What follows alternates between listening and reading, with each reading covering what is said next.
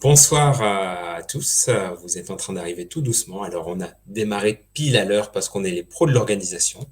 Je suis pas peu fier de ça. Donc nous sommes réunis ce soir pour une nouvelle Agora UNS. Les Agora UNS, maintenant peut-être vous connaissez, c'est une présentation, euh, une présentation qui va guider, qui va aider les différents groupes émergents de santé intégrative en France à structurer leur collectif, à donner vie à leur envie, à leur projet. Donc aujourd'hui, on va essayer de vous parler des structures juridiques en santé intégrative, en particulier des modèles associatifs. Et avec ça, ce soir, on a la joie d'accueillir Cédric Mabiotte. On accueille Bonsoir à également, tous. bonsoir Cédric, Margrethe des Oasis Plexité Bonsoir. et Jérémy. Bonsoir. Jérémy que vous connaissez, hein, qui nous avait déjà fait la joie de nous accompagner sur comment fonder un collectif. Hein, c'était ça? Sur la gouvernance partagée. Gouvernance partagée. Il y avait de ça. On y était presque, mais le, le spectateur attentif aura corrigé. En quelques mots, Cédric, c'est un petit peu un harpiste tellement il a de cordes à son arc. Et aujourd'hui, tu vas nous parler à travers la permaculture villageoise. C'est ça. C'est cette étiquette que tu prends aujourd'hui. T'es un petit peu de côté. Je crois que si tu as un téléphone, tu peux peut-être essayer de Oui, le remettre devant. Voilà. C'est parfait il n'a pour pas moi. bougé, mais il s'amuse. Bon, comme quoi. Et donc, tu nous parles des éco-communautés libres, c'est ça? Tout à fait, voilà. Alors moi, j'ai un parcours assez varié, mais notamment pendant des années, j'ai travaillé dans la coopération multiculturelle, notamment à l'étranger. Et j'ai passé des années à travailler auprès de réseaux sociaux, enfin au sens vraiment sur le terrain, pas sur Internet, mais de construction comme ça de, de ce qui fait partie dans la société du tissu euh, euh, citoyen.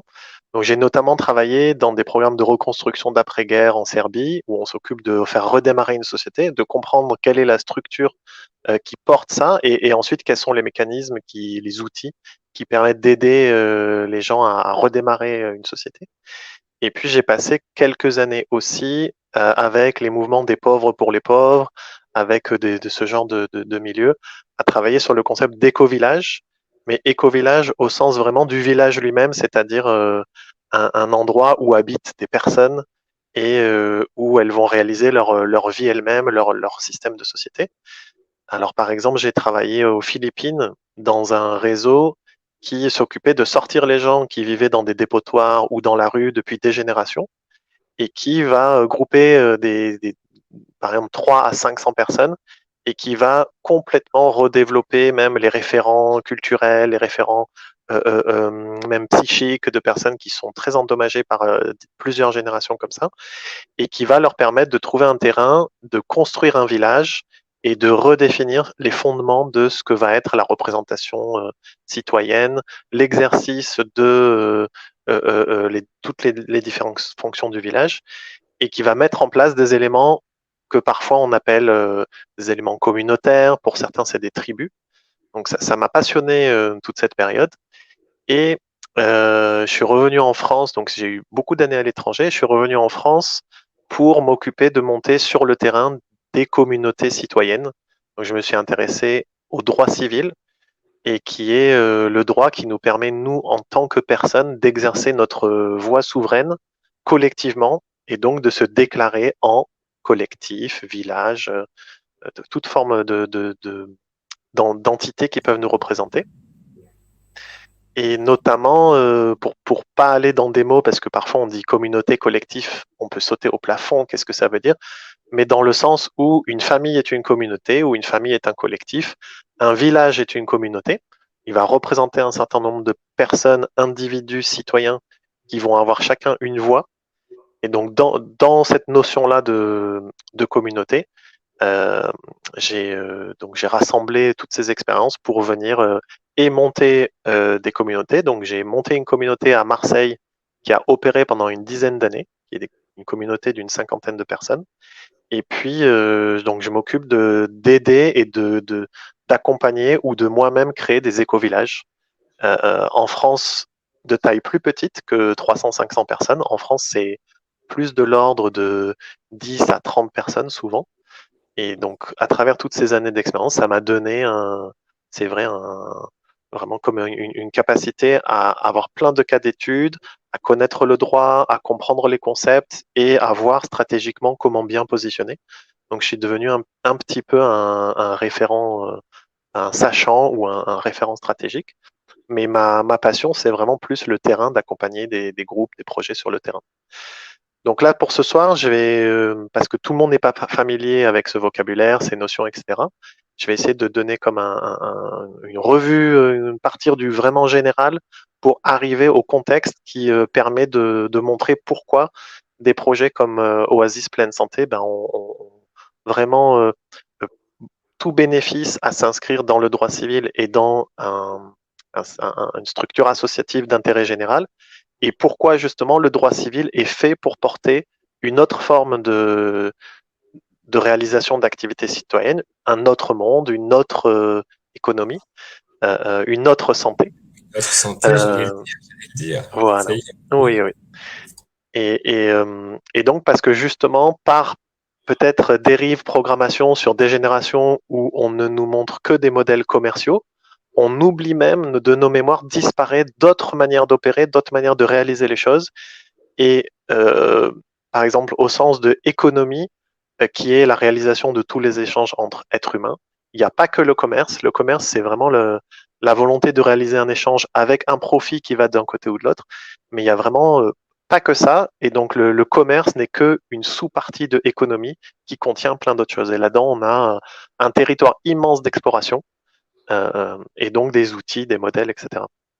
Donc, pour resituer un petit peu le monde dans lequel on est, bien sûr, on voudrait choisir d'être libre, de marcher sur cette planète sans aucune contrainte et de décider de nos engagements et de nos obligations. Mais c'est vrai, quand on vient au monde, on se retrouve sur un territoire et dans un système. Et ce système dont on a hérité de nos anciens, c'est le système des États-nations dans cette période moderne, qui est un système tout à fait récent et pas du tout unique d'administration du territoire.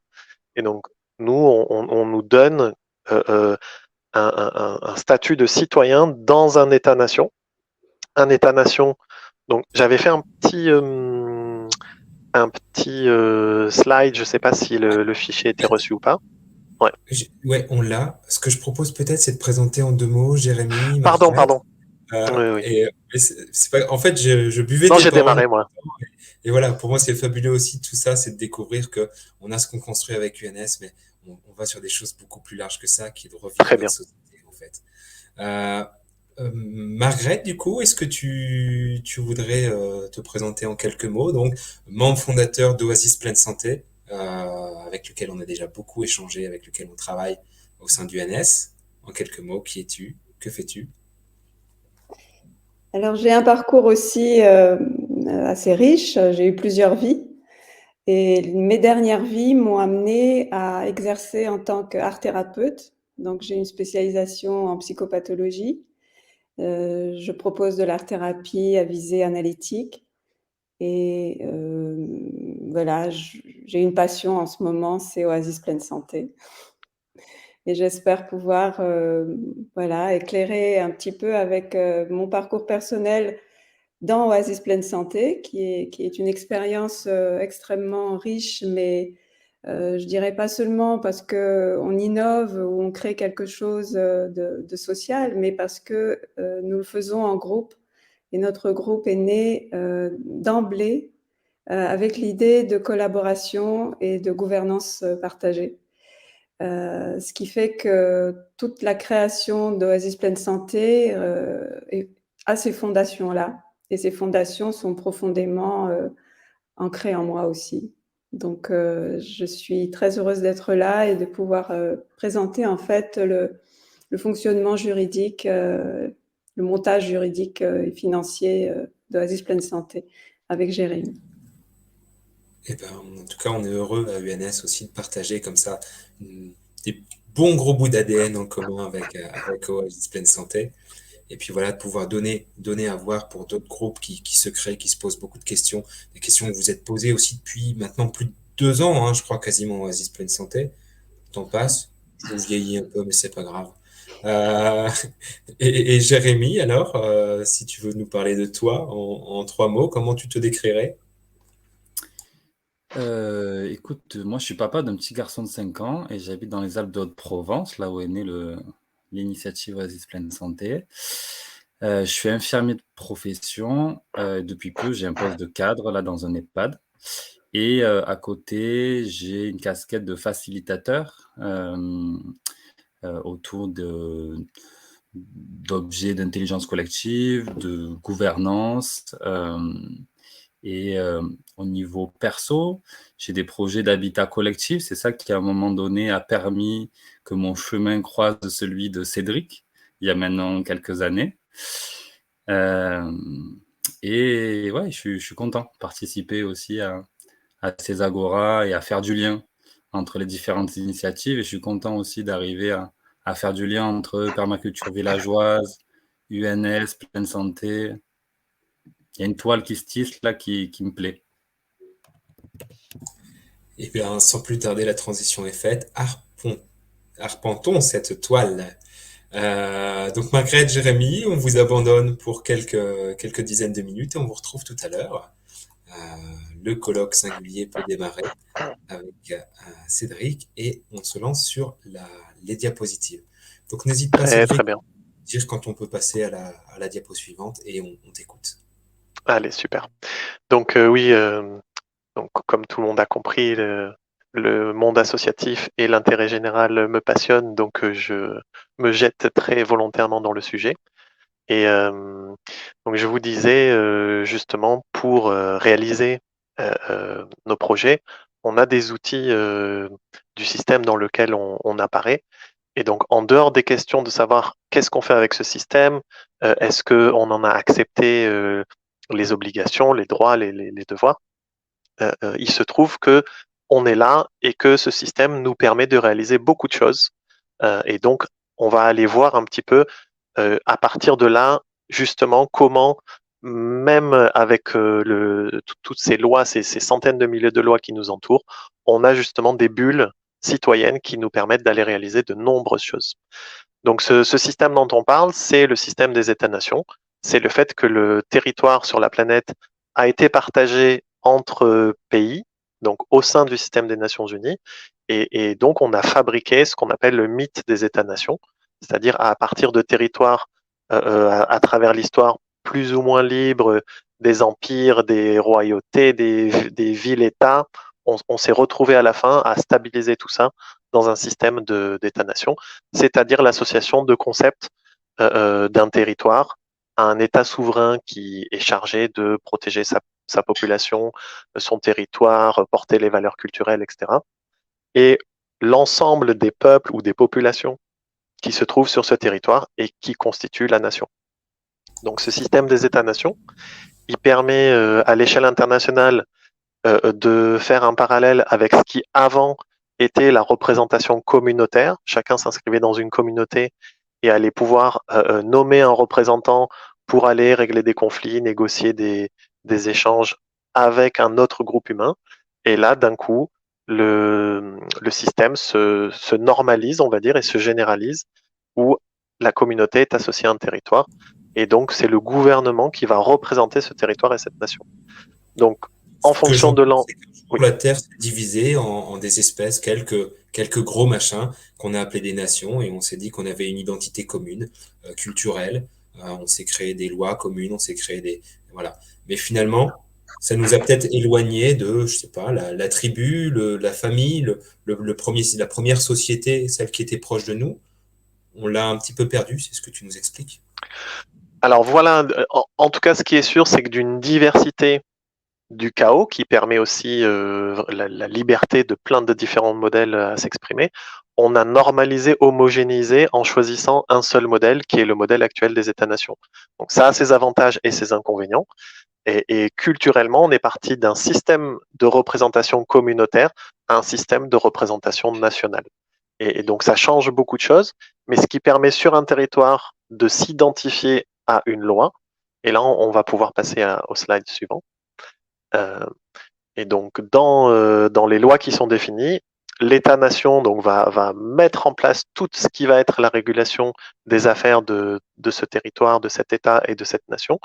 Et il va à la fois administrer pour le gouvernement, pour l'État, tout ce qui va être les affaires publiques, le droit public, donc qui va être l'interaction de cette nouvelle communauté à territoire avec l'extérieur et son administration intérieure.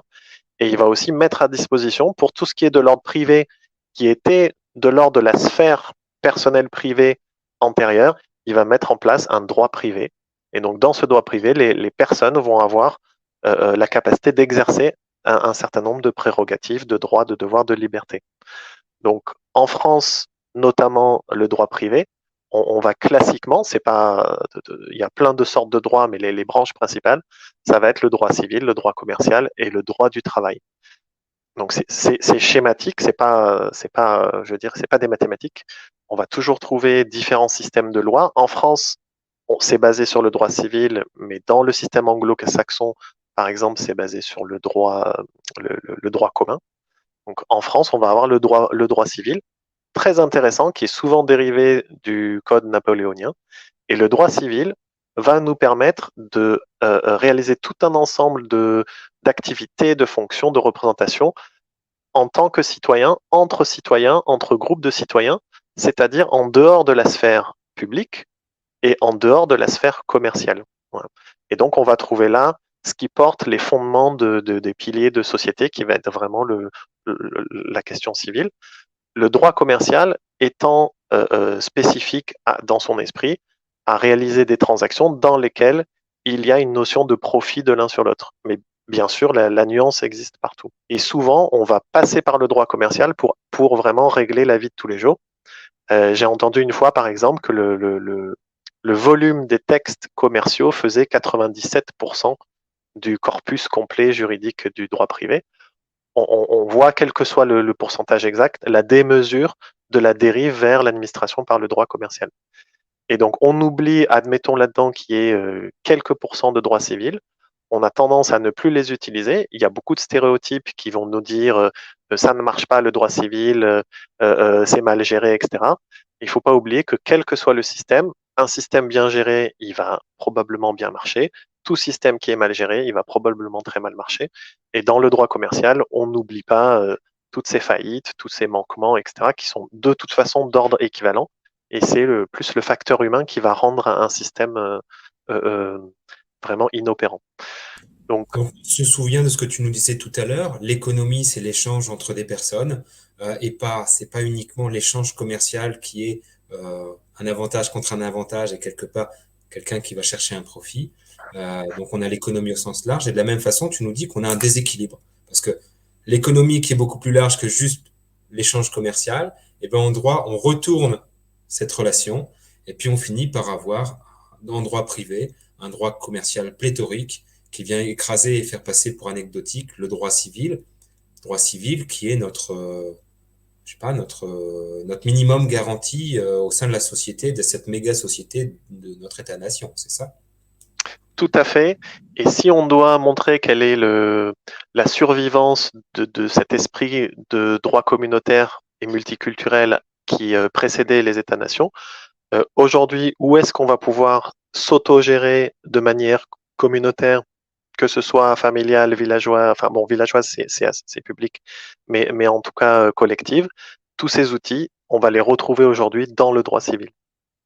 Et, et donc le droit civil permet notamment, si on parle d'économie, de réaliser une économie civile ou citoyenne. L'économie n'est pas que commerciale. Et donc on va y retrouver, admettons que le droit civil fasse quelques pourcents du volume total du droit, on va y trouver pourtant une mine d'or complète de centaines de solutions qui nous permettraient de faire bien d'autres choses et de manière très différente que ce que le droit commercial propose.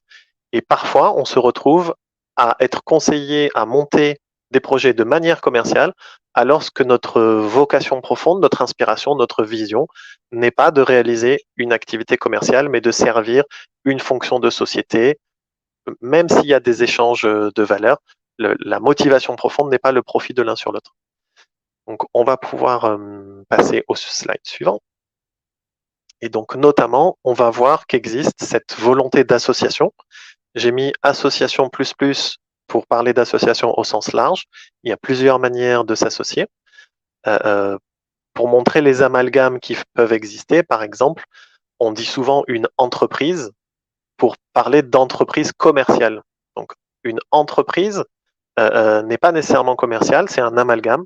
Et donc, pareil, l'association va être une entreprise citoyenne, souvent, donc l'association de droit civil.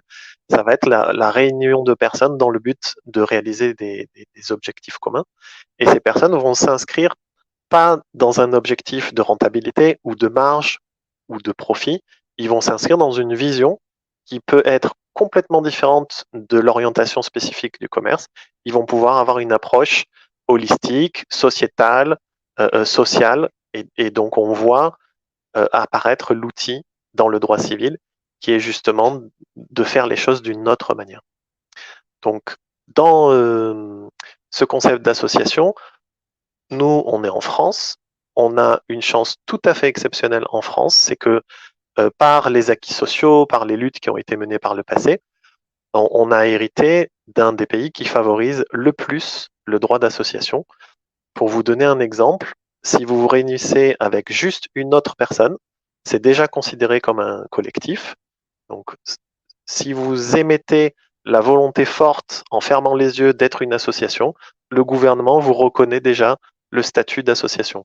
Donc, la volonté d'association est reconnue à la simple volonté citoyenne. La poignée de main est aussi reconnue en France. Donc, la poignée de main pour une volonté d'association va donner un caractère quasiment contractuel à la reconnaissance d'une association. Donc, on a la possibilité immense d'utiliser ces outils. Cette sphère du droit, qu'est-ce qu'elle nous permet notamment, comparé à des entités qui vont être gérées à partir de parts sociales, d'actions, de capital, et qui vont donner une gouvernance relative à l'investissement qu'on a fait, donc le capital qu'on détient d'une société, le droit civil va souvent, quasiment tout le temps, donner à une personne une voix. Ce qui fait que quand on va être une dizaine en droit civil, on va pouvoir exercer sa voix à titre de citoyen souverain, 10 personnes, chaque personne ayant une voix, il y aura 10 voix. Dans le droit commercial, par exemple, dans une société capitalistique, une personne qui détiendrait 99,99% des actions, elle aurait 99,99% des voix. Donc on voit bien de manière vraiment intrinsèque, naturelle, la capacité du droit civil à nous permettre de nous représenter en tant que citoyens et à souveraineté reconnue et à contribution à voix égale, on va pouvoir établir des gouvernances, donc partagées, participatives, citoyennes. Et donc cet outil va nous fournir naturellement l'équivalent de ce qui est utilisé pour une représentation communautaire ou un fonctionnement communautaire. Donc la notion de une personne, une voix, la notion de être dans le droit privé, de ne pas être comme catégorisé commercial, va aussi provoquer le fait de ne pas être soumis au droit commercial. Donc, quand on est en France, on va sortir de chez soi, on va être soumis au droit public. Le droit privé est valable dans tout espace privé, donc il va être valable un peu partout. Et dans tout espace commercial ou recevant du public ou qui a une capacité ou une vocation à réaliser des activités commerciales, va s'activer le droit commercial, c'est-à-dire environ 400 000 lois. C'est-à-dire que soudainement, on va se retrouver dans le droit et le devoir de respecter ces lois, c'est-à-dire souvent le devoir. Donc on a tout intérêt à comprendre que si on n'active pas tout ce volume de droit, on va pouvoir en fait s'en libérer et on va pouvoir se réaliser nos activités dans le droit privé et complètement en dehors de ces obligations et en même temps de ces psychologies d'échange. Donc, Donc, je décide d'une poignée de main de convoquer une association entre moi et quelqu'un d'autre, ou moi et d'autres personnes. Euh, bon, on décide d'avoir le même poids les uns les autres. Chacun a son mot, chacun a sa force extraordinaire, chacun a sa valeur propre à rajouter. Et là, on se libère d'un coup de 98% du droit civil, toute cette partie qui nous plombe, Du et on droit va faire commercial. des échanges commerciaux. Ouais. Ouais. On essaie d'accélérer peut-être pour la suite. Je sais En bien que avant. c'est tout ce que je demande. Parfait. C'est fabuleux. En tout cas, on s'ennuie pas. Mhm. Merci. Donc, à partir de là, dans ces entités du droit civil d'association, on va voir apparaître une question très intéressante, c'est quand l'intérêt personnel, individuel, se rejoint avec d'autres personnes pour former un intérêt collectif.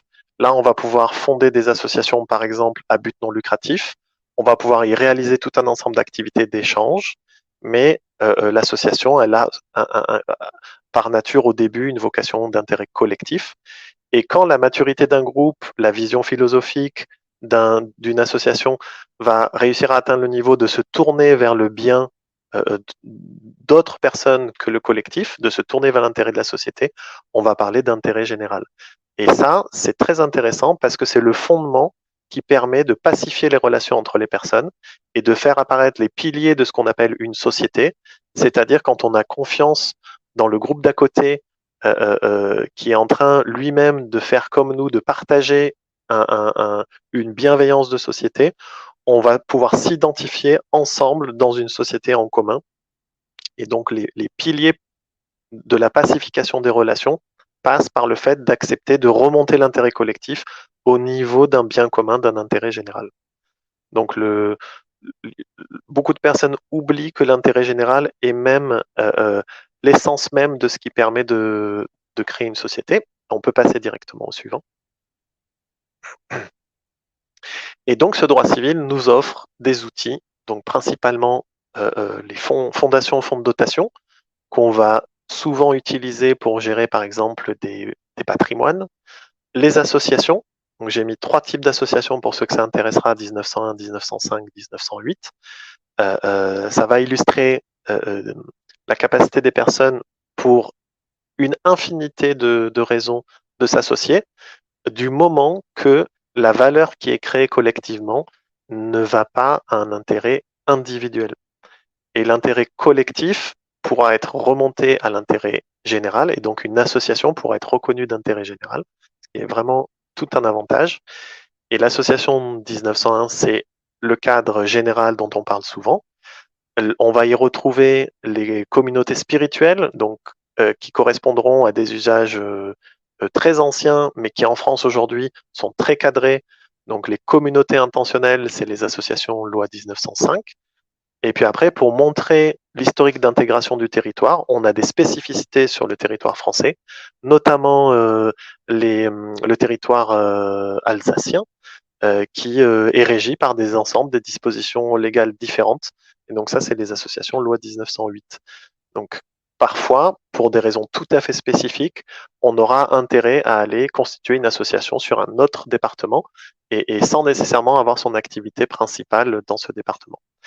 Et ensuite, on trouve les groupements de fait. Et ce dont je vous parlais tout à l'heure, l'association par la poignée de main, ça sera l'association de fait notamment. Et donc, groupement de fait, très intéressant comme outil pour comprendre les étages de libération de nos obligations. Quand on va s'inscrire dans un contexte strictement de droit civil, privé, d'intérêt général, on va pouvoir ne pas activer le droit commercial, mais on aura tout de même un certain nombre d'obligations. Et il ne faut pas oublier nos droits et devoirs en tant que citoyen. Et en tant que citoyen, hors cadre même de déclaration, on a tout un ensemble de choses qu'on a le droit de faire. Et donc, on n'est pas obligé de tout inscrire dans le fonctionnement même d'une association officielle. Je donne un exemple. Par exemple, on va faire une réunion qui va avoir des tenants, des aboutissants, des dépenses. C'est pas parce qu'on fait une réunion à un endroit que on est obligé de se placer, de tout déclarer dans une association. On peut très bien faire un pot commun et entièrement se gérer de manière privée en tant que groupe informel ou association de fait. Il n'y a aucune obligation déclarative. Et donc, on va parfois utiliser l'association pour faire tout ce qui est propre, cadré et qui a besoin d'une représentation légale. Et on va s'alléger de nos obligations. Tout ce qui est inutile de vraiment rendre officiel, parce que ça ne sert à rien, ça n'apportera rien à personne à part plus de paperasse à traiter, on va le traiter dans un cadre de fait en dehors. Et donc, ça permet de multiplier nos capacités d'organisation de manière libre.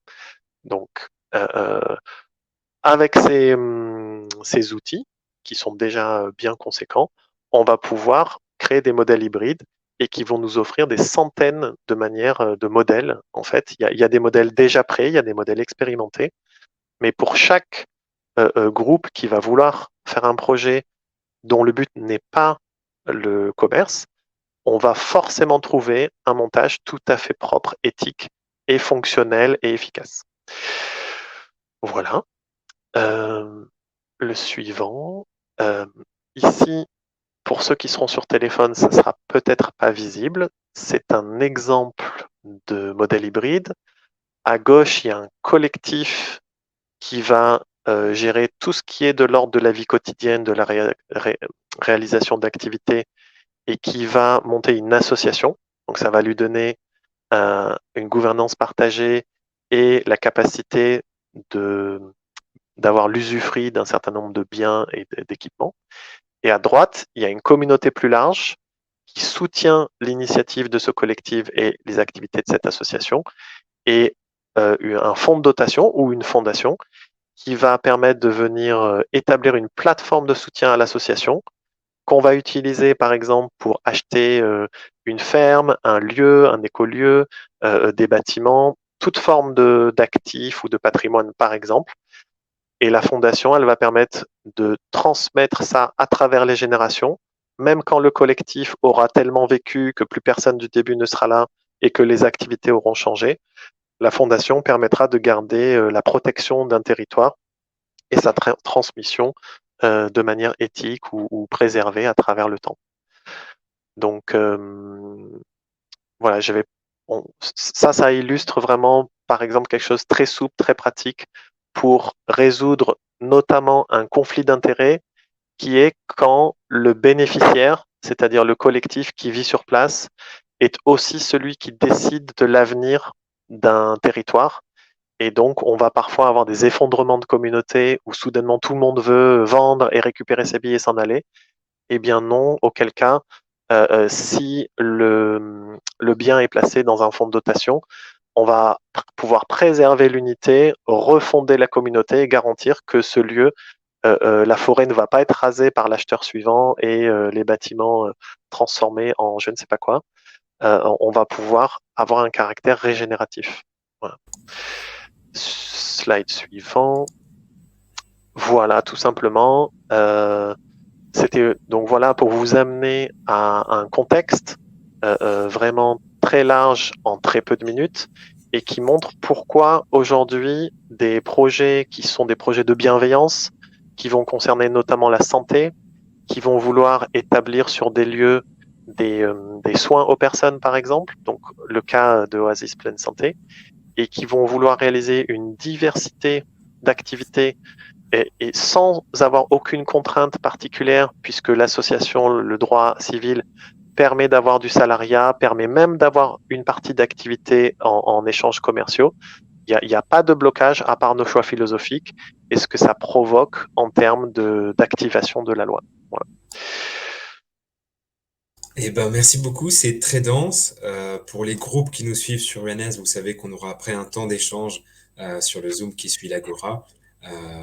Et puis je crois que je vais devoir passer sans trop de transition à Margaret parce que, encore une fois, on court avec le tempo. Merci beaucoup en tout cas. On aura compris que dans ce gros machin qu'est la nation, eh ben, on a des droits protégés, notamment nos droits civils qui sont un peu plombés par tout le droit commercial, mais on peut s'en libérer à travers des associations de fait, aussi simples qu'une volonté commune et puis un serrage de main et puis des structures qui existent, beaucoup de structures qui vont pouvoir accompagner voilà les projets de chacun. Grand merci et puis on se retrouve tout à l'heure. Tac. Tac. Et Margaret, on y va pour la suite? Ah, ton micro. Voilà. Merci Cédric pour cette présentation parce qu'elle fait un peu office de tapis rouge pour Oasis Pleine Santé. Et donc, je vais parler du montage juridico-financier qui caractérise ce concept. J'aime bien parler d'Oasis Pleine Santé comme étant un concept parce que vous allez voir par la suite pourquoi. Et donc, oui, pour commencer, qu'est-ce que Oasis Pleine Santé? Donc, c'est un réseau d'accompagnement en santé intégrative dont l'idée a émergé en août 2021, donc en réaction à la réalité de l'époque. Et ce projet collectif a commencé à se structurer assez rapidement. Donc, en octobre déjà, on avait monté le collectif et on réfléchissait sur la façon de le faire vivre. J'aime bien la définition qu'a présentée Cédric, donc je vais la reprendre, la définition du système associatif. Il parlait de personnes souveraines réunies par une vision commune, animées par une gouvernance autonome afin de réaliser des objectifs collectifs. Et donc tout ça, c'est évidemment, je suppose, hein, le chemin de beaucoup de collectifs qui se sont constitués à l'époque en réaction à beaucoup de choses, mais c'est aussi quelque chose d'évident quand on veut construire un projet d'avenir, un projet qui regroupe plusieurs personnes qui s'orientent ensemble vers un objectif voilà, de gouvernance partagée notamment. Et donc à l'origine, pour nous, c'était posé la question comment permettre aux soignants qui étaient suspendus, donc de pouvoir continuer à exercer leur métier. Et nous avons cherché des solutions légales. Donc, on avait pensé à une ONG, etc. Et voilà. Et je pense que ces recherches nous ont permis de nous intéresser aux différentes formes juridiques et financières et que pouvait prendre un groupe de personnes tout simplement désireuses de monter un réseau de santé intégratif. Et donc, nous, un peu comme des défricheurs, pour notre compte, nous nous sommes rendus compte que nous avions tout intérêt à bien connaître tous ces outils, donc les outils dont parlait Cédric tout à l'heure, qui sont disponibles encore dans le droit civil pour bien les utiliser. Et donc, le montage juridico-financier d'Oasis Pleine Santé est véritablement un exemple d'utilisation concrète de ces outils, et notamment 3 d'entre eux. Alors, pourquoi montage juridico-financier? Ces 2 termes, juridique et financier, sont intimement liés lorsqu'on aborde la notion d'intérêt général. Et en fait, les appréhender ensemble nous permet de donner tout son sens à la raison d'être d'Oasis Pleine Santé que vous voyez donc ici à l'écran, qui est d'accompagner les personnes sans discrimination dans la quête d'un état de pleine santé au travers d'une approche intégrative.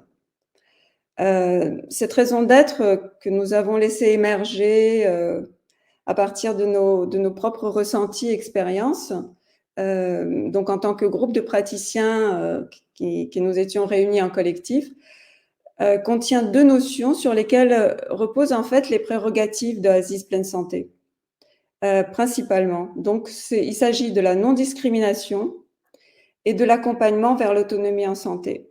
Et donc, qui sont, comme on le verra tout à l'heure avec Jérémy, 2 points essentiels lorsqu'on aborde la question de la mission d'intérêt général. Donc, la première question dans Oasis Pleine Santé, ça va dire qu'est-ce qu'on fait ensemble? On marche tous ensemble, et puis donc la question qui vient juste après, qui est de dire oui, mais pour marcher ensemble, quelle structure, quelle force, quel ciment on donne à tout ça? Je crois que c'est un petit peu ce que nous expliquait Cédric tout à l'heure, à savoir il faut que notre envie nous survive, quoi. Même quand on n'aura plus envie, on a quand même cette chose qui est lancée. Exactement. Et notre idée, et ce qui nous meut jusqu'à présent, hein, parce que le projet est toujours en construction, je dirais en peaufinement, en peaufinage, je ne sais pas comment dire. Nous sommes vraiment en train de passer à l'étape de la mise à l'épreuve de toute notre réflexion. Ce projet, en fait, est plus grand que nous. Il est plus grand que nous et étant construit et mené en gouvernance partagée, donc avec des rôles, nous veillons à ce que, en fait, il ne repose pas sur des personnes particulières. C'est-à-dire que si certains d'entre nous sont amenés à quitter le projet n'est pas mis en danger.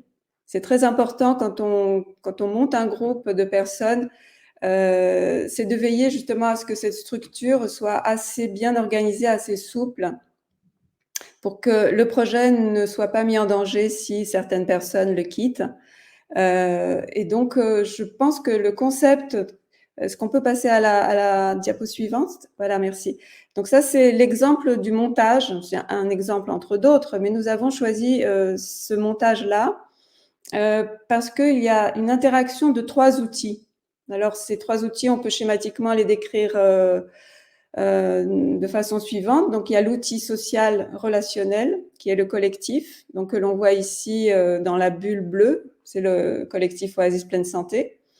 Il y a l'outil administratif juridique, qui lui est accolé, qui est l'association qui s'appelle Passerelle, et l'outil financier, qui est en rapport avec l'administration fiscale, qui est le fonds de dotation, qui n'existe pas pour l'instant, qui est en réflexion, en projet, et qui viendra compléter en fait ce schéma, ce concept, voilà, qui repose sur ces 3 entités.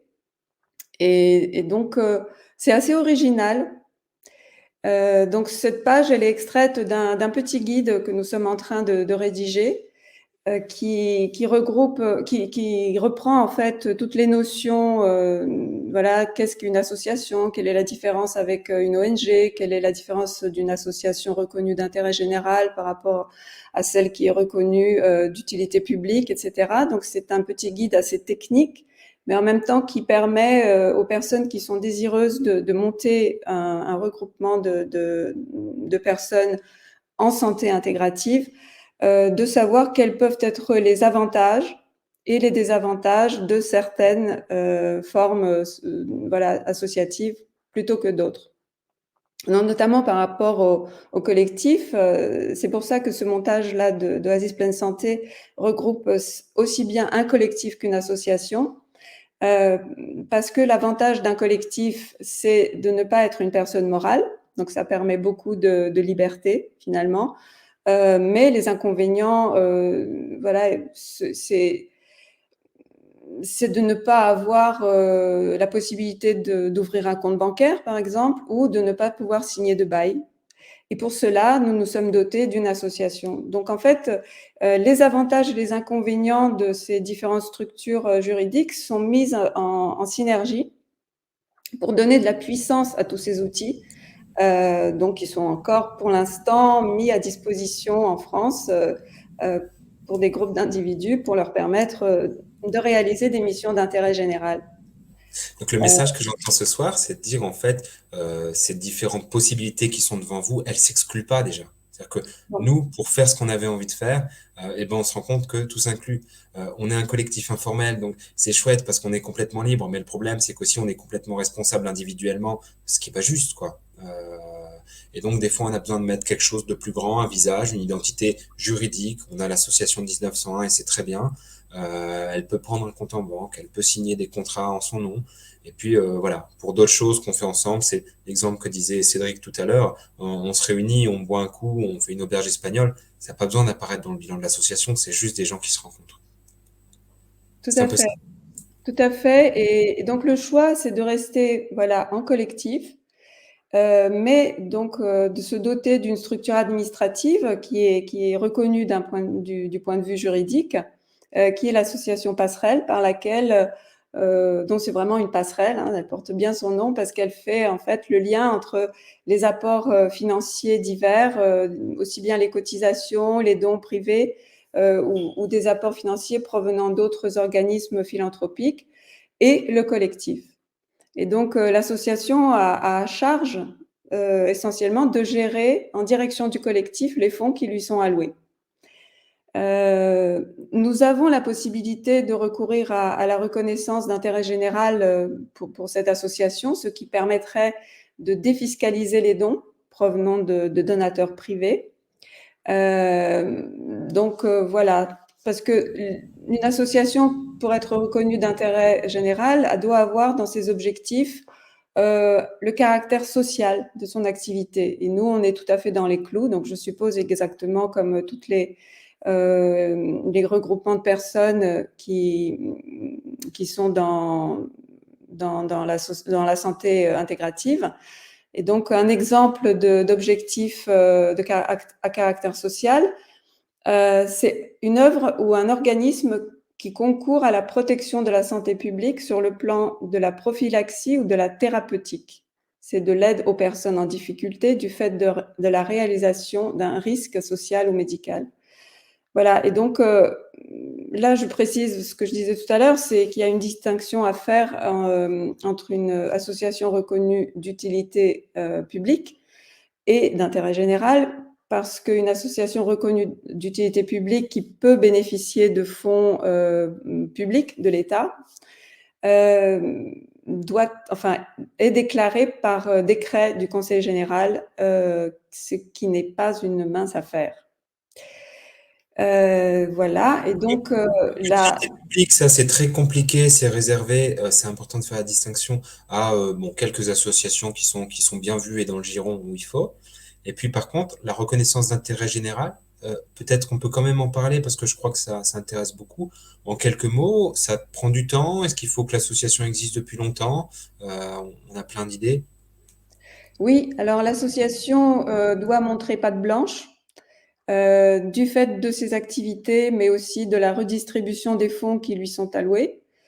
Et il y a toute une procédure donc qui n'est pas très longue en fait à faire, mais qui prend du temps pour montrer dans la durée que l'association remplit bien cette mission d'intérêt général. Je ne vais pas continuer là-dessus parce que je voudrais laisser du temps à Jérémy pour présenter la suite. Par contre, l'association reconnue d'intérêt général a les mêmes avantages fiscaux pour les donateurs qu'un fonds de dotation. Il y a une petite différence qui est de l'ordre de 15 000 €. Mais je pense que c'est le moment pour laisser Jérémy présenter donc cette troisième entité et son rôle dans le concept d'Oasis Pleine Santé. Merci. Tu n'as pas ton micro, Greg. Merci Margrethe, et Jérémy surgit pour nous parler de fonds de dotation et conclure. On a déjà dépassé le timing, mais c'est pas grave. Donc, une personne nous arrachera le micro. On y va, Jérémy. Ok, moi je reprends aussi il y avait une slide de Cédric qui parlait d'outils, et au final c'est vraiment ça dont on parle, en tout cas l'énergie qu'on a eue dans la réflexion, c'est en fait quel outil va servir de notre raison d'être. On n'est pas parti d'un fonds de dotation, d'une asso, on s'est plutôt questionné sur voilà, qu'est-ce qui va servir la raison d'être, et si tu peux rafficher la raison d'être s'il te plaît Grégory.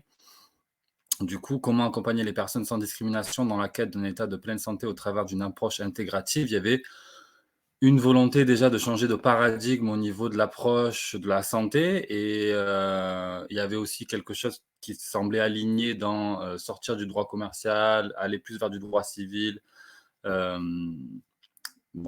un alignement entre la raison d'être et ce qu'on donnait à voir par notre mode d'association. Et pour accompagner l'objectif de sans discrimination, il y avait une notion de sans discrimination financière, et comment on appréhendait ça. Et l'idée du fonds de dotation ou de l'association reconnue d'intérêt général, c'est comment on va réussir à capter des dons qui vont nous permettre de faire vivre pleinement cet esprit de non-discrimination au niveau financier. De manière très pragmatique, comment ça peut se passer dans notre organisation dans Oasis Pleine Santé. Une personne fait appel à Oasis Pleine Santé, elle va être accueillie par une équipe de facilitation, on va qualifier la demande, les envies, les besoins de cette personne-là. Et à l'issue d'un entretien, elle va choisir d'aller vers telle ou telle approche d'éducation à la santé.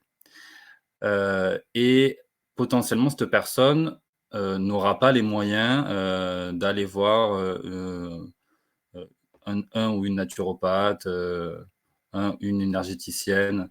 Et c'est là qu'intervient le fonds de dotation ou l'association reconnue d'intérêt général qui va pouvoir redistribuer des dons collectés pour soutenir au niveau financier les personnes qui